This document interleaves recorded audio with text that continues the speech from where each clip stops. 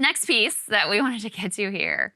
So last week, there was a big report in the New York Times. They got the scoop about how the founder of Patagonia, who's this kind of like hippie-ish guy, he was like a rock climber and sort of, accidentally. He always seemed like a cool dude. Yeah, I mean, this is not like to smear him. This is to smear the New York Times and tell you that they're bad at their job.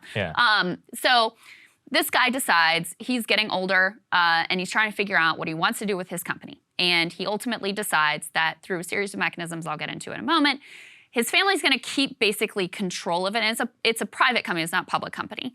And all of the proceeds are going to be donated to this nonprofit, which is meant to fight climate change and to support the environment. I think he cares a lot about like conservation of wild spaces and things like that as well, which makes sense as his background as a rock climber. So New York Times writes up this glowing article. Again, this is nothing against this guy who I have no, reason to believe that he has ill intentions here or whatever.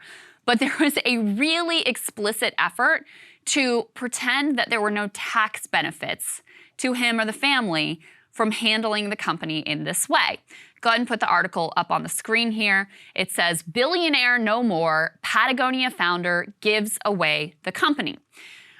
Here is the technical specifics and how they describe it of how this is all happening. They say in August, the family irrevocably transferred all the company's voting stock into a newly established entity known as the Patagonia Purpose Trust. So that's the company and the voting stock goes there. Then the trust, which is going to be overseen by members of the family and their close advisors, is intended to ensure Patagonia makes good on its commitment to run a socially responsible business and to give away its profits.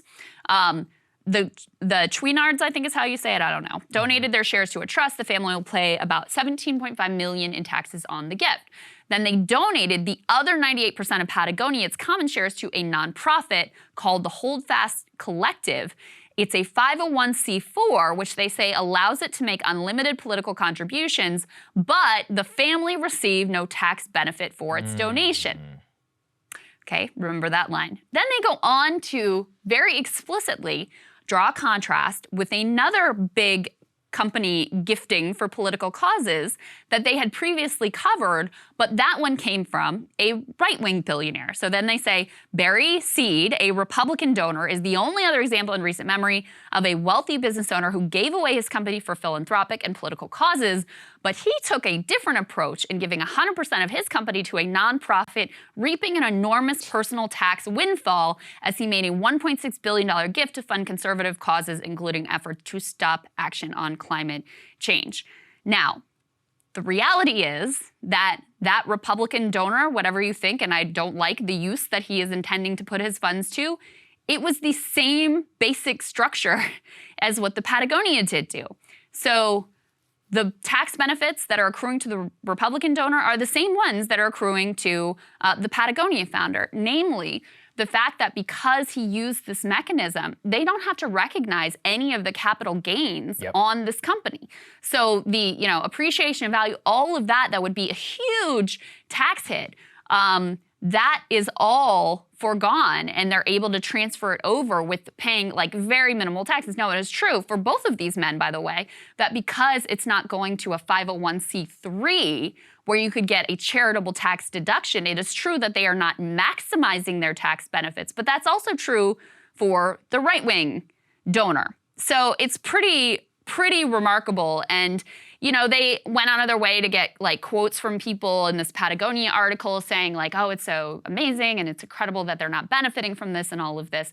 Again, I don't have an issue personally with saying like I support the what this money is going to and I don't support what that money is going to, but the fact that they just got the story blatantly wrong is a real disservice to everyone. Oh, it's completely ridiculous because everyone's like, oh, this is the good, this is exactly also just shows you why it's very dangerous to play the good billionaire, bad billionaire game. It's like, no, they actually all exploit the exact same loopholes in the tax code in order to just benefit whatever cause that they want. So once again, like you can think, yeah, it's great that he avoided taxes in order to support climate change stuff, but if you support that, then you also are supporting the underlying mechanism through which the right-wing billionaire gives $1.6 billion to the Federalist Society guy. So, well, as long as that loophole exists in the tax code, it is going to be used for dueling political purposes. That's right. And then you have to just be okay with the fact that right-wingers exist too amongst the ultra-wealthy. Well, and here's the thing. Bloomberg actually accurately covered the story. Let's put that up on the screen because I think it's important. And they go into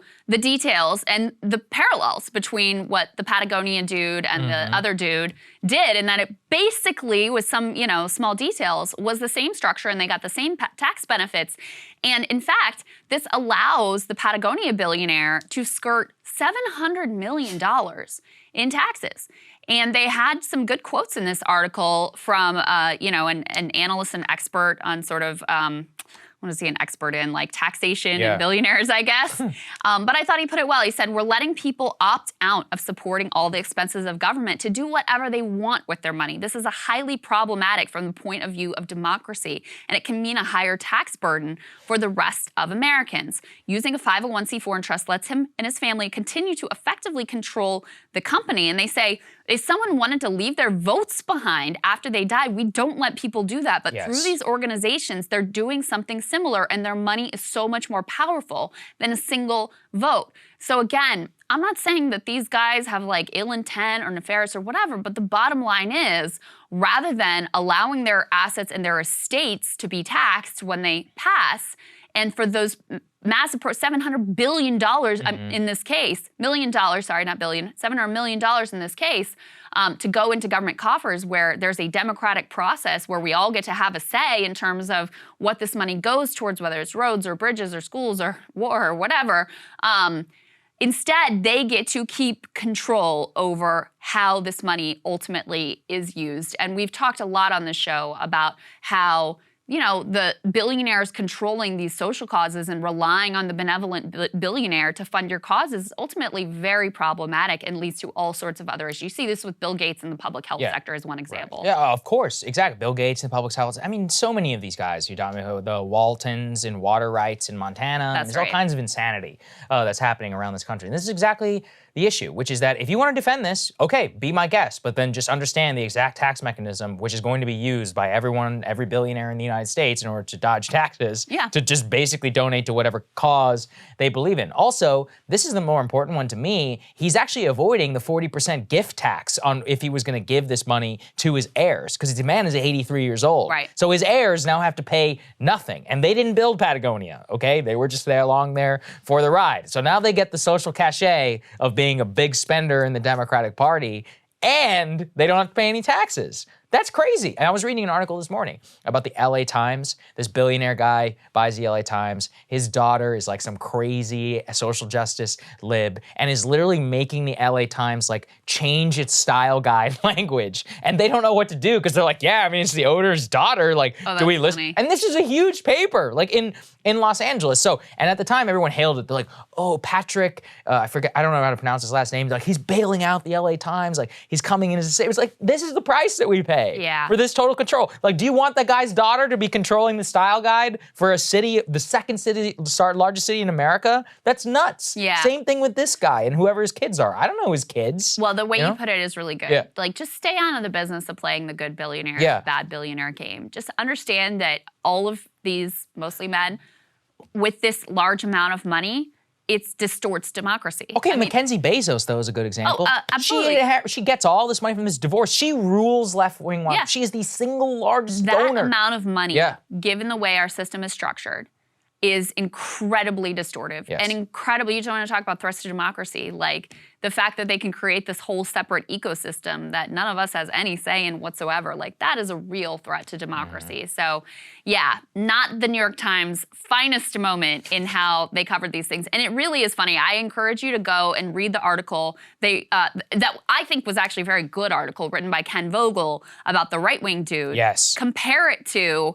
the fawning, not critical at all, didn't raise any of these questions article about the Patagonia dude. Like, go and compare them side to side. The types of quotes that they got on the one hand versus the other hand, and the way they presented and everything, it is like the definition of propaganda. Oh, and you can fake. see it. This is an actual, like, one of the most perfect, glaring examples of fake news. I think it's important that you set it up too, because everybody in the left-wing media just doesn't want to talk about it. Because they're like, well, we support the cause. It's like, it doesn't matter. Well, you reported something that was actually factually incorrect. The person I reached out to, I don't think he would mind me saying this, but because he had done a lot of reporting on the right-wing donation, David Sirota, with the lever. And I was like, is this, because this looks like the same structure. So are they just getting this wrong? And he checked in with, the people that he relies on to understand the complicated tax mechanics. He's like, no, they just blatantly got it wrong. Yeah. So like, even putting like the biased coverage, like this just factually incorrect the way they presented it.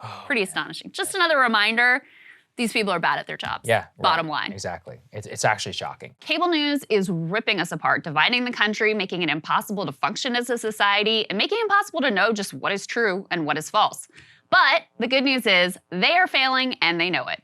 That is why we're building something new, a new mainstream, a healthier one, something more trustworthy, something that we are going to need in one of the most pivotal times in American history. We are building up here for the midterms, for the upcoming presidential election, but we need your help. So if you can help us out by becoming a premium member today at breakingpoints.com, we're trying to change America for the better and the entire world. So what are you waiting for, guys? Go to breakingpoints.com and sign up and help us build a new mainstream.